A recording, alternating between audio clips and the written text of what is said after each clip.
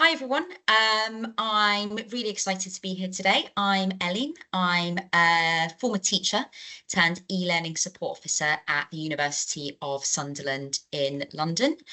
And today I'm really going to be talking about how my journey into digital learning came about and how it's basically all about creating engaging student-centered experiences that really make a difference for the students at our university.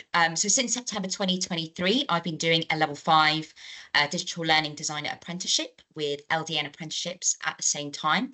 And it's really been a game changer. And it's been a really great balance between theory and practice. And I'm basically applying everything that I learn week by week, and I'm applying that to my actual role at Sunderland in London. And for my final project, I'm gamifying a tourism and hospitality module. I'm working really closely with academic staff to basically introduce them to game-based workshops that will be supporting essay writing and research skills. And yeah, I can't wait to share with you all what I've been planning and prototyping. So very quickly today, I'm going to be talking about my apprenticeship journey, as well as my gamified EPA project, so endpoint assessment project with LTN apprenticeships, and also the future plans as well that we've got with gamification at the University of Sunderland in London. So very quickly, a little bit of background about myself. My background is in teaching and design. I completed PGCE primary back in 2014 at IOE. And then I started working as a teacher in London for about 7 years. And actually then I gave it up to go into design to retrain at UAL. And from there, I sort of went back into teaching really, or back into education. And when I saw the opportunity with Sunderland in London to basically combine my two passions of teaching and design, whilst also doing this apprenticeship, I jumped at the chance. So yeah, that's a little bit about my background. So let's get into it then. So basically, this apprenticeship has been about blending learning with doing. So every week, as I said, I take what I'm learning on the apprenticeship and I apply it directly to my work at the university, which means I'm basically constantly testing, refining and improving my approach by going back to my colleagues. Shout out to Caroline and also, and Evie as well. And it's sort of like that cyclical process. And it's been really great having the experience of working on the job with people who've got that experience and then taking it back to the apprenticeship. And it's sort of like the cycle starts all over again. Just some examples of what I've been doing is learning about on the apprenticeship is instructional design. So looking at building engaging, well-structured content that basically aligns with the learning outcomes of our students. I've also been looking at UX experience, accessibility, but again, all of this is part of my role at Sunderland as well. And also I've been looking at AI enhanced learning, basically looking at how AI can basically streamline lesson planning and boost creativity for not just us, but also for our the people that work with us as well, the staff and the academics. So what's been our challenge at Sunderland in London? Well, if you work in higher education, you'll be really familiar with this, I think.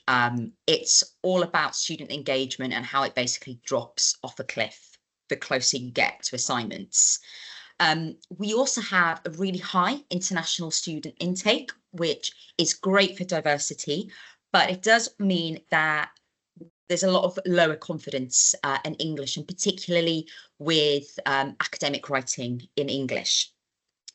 So the question is, how do we keep students engaged, motivated and actively learning when they need it the most? Again, as I said before, academics have told us that engagement drops at actually the time they need the most support, because they're thinking, right, I've got to get out of the classes, I've got to be staying at home writing my essay. But actually, what can we do to make sure that they stay in class and that engagement stays.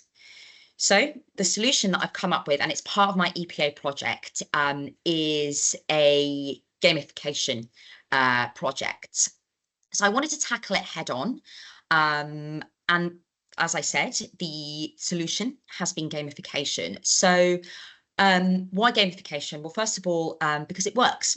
I'm not going to go fully into the research of it today because I don't have time, but I actually used a game-based method for my behaviour management strategy as a primary teacher, and with huge success. So at the time, I didn't actually see it as gamification.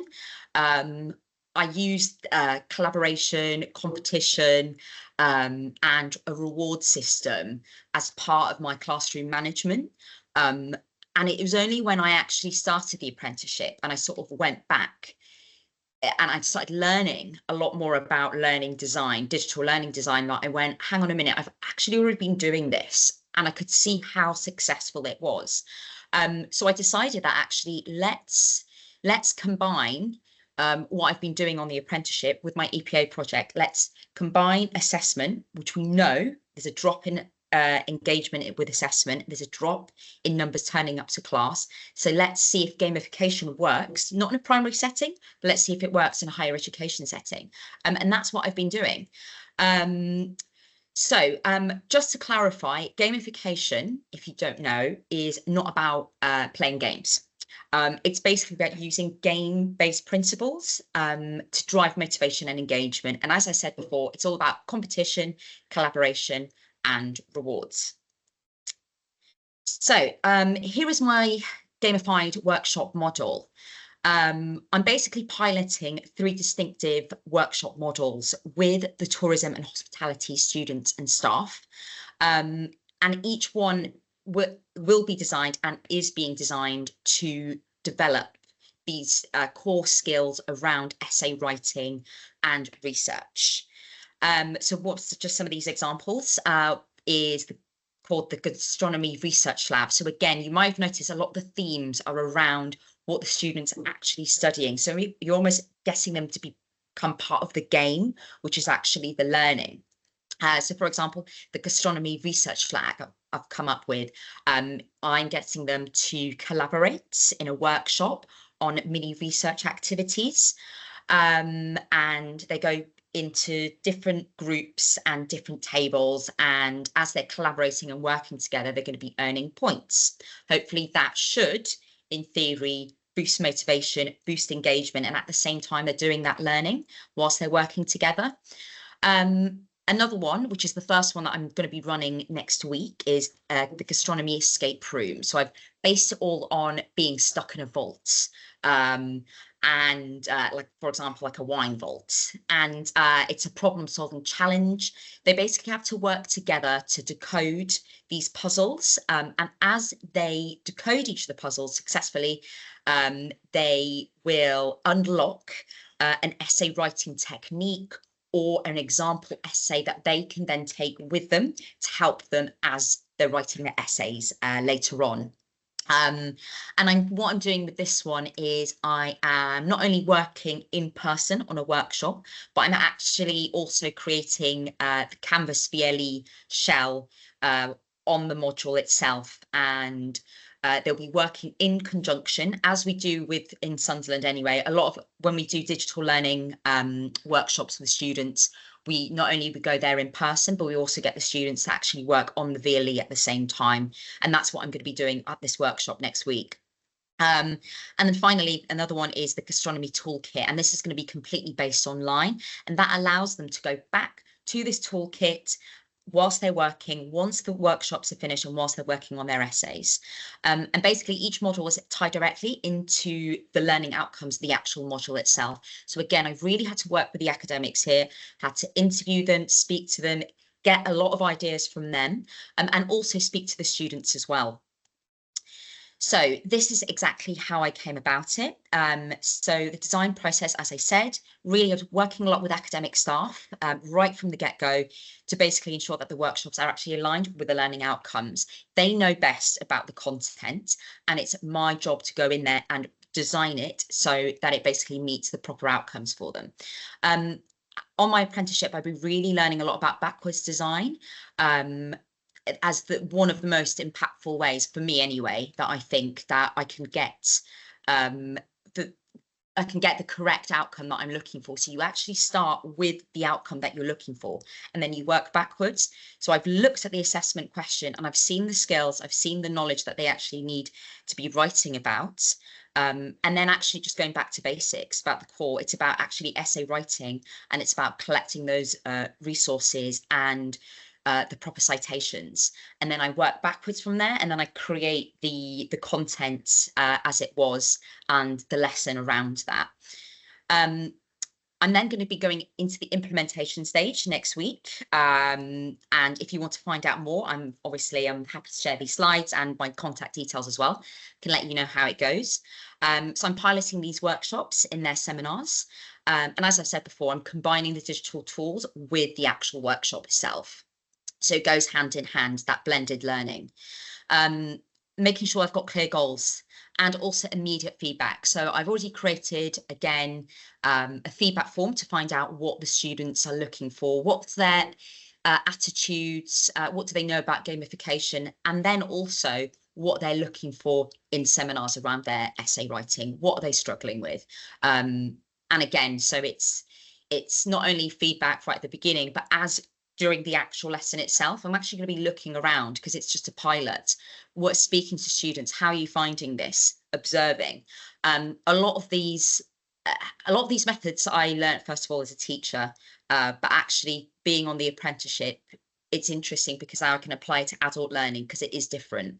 And finally, once all this is done, I'm going to be gathering the data throughout. So more student feedback surveys, participation data as well in Canvas VLE, because obviously I've looked at participation rates across other terms of the tourism and hospitality module, and you can tell it dips straight away. It'd be interesting to see if I've got this toolkit, this online toolkit, are students using it? And of course, if they're not, we need to go back, reevaluate, and see what we can do to change it and improve. And then yeah, on again, performance analysis, that final point there.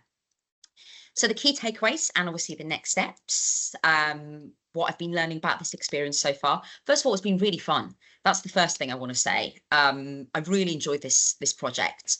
And gamification really does have a huge potential when it's actually purposeful. You can really use game elements even with adults to enhance learning and engagement. And I think often we can all see this working in higher education, online learning engagement does tend to dip. So how can we boost that? And that, again, collaboration is key. I've really found this, especially the longer I've been working, not only on the apprenticeship, but actually in Sunderland. You've really got to speak to academics. You have to speak to your students.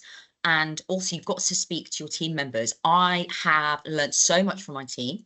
I can just ask them, what do you think of this? And they can go, have you thought about this? And it's been great. It's just been really enjoyable. And then what we're hoping, the final goal is to hopefully expand this out to gamify other modules and seeing if this is an offer that we can offer academics at our university. So we can go in, not necessarily gamify a whole module. Some academics in our university are already doing that, but actually could we go in as a digital learning team and going, right, we're going to gamify a week. Let's see if that actually makes a difference with engagement. And, you know, the student report, how do they feel about the actual module itself? So thank you so much. That was a really quick whistle-stop tour because I'm aware that I've only got half an hour. If you are interested in connecting with me on LinkedIn, please scan the QR code. And also, if you've got any further questions as well about the gamification project, if you would like to find out how I've implemented it in more detail, or if you would like to, just find out exactly how the project went, you can find me on LinkedIn, and I'll be more than happy to answer any of your questions.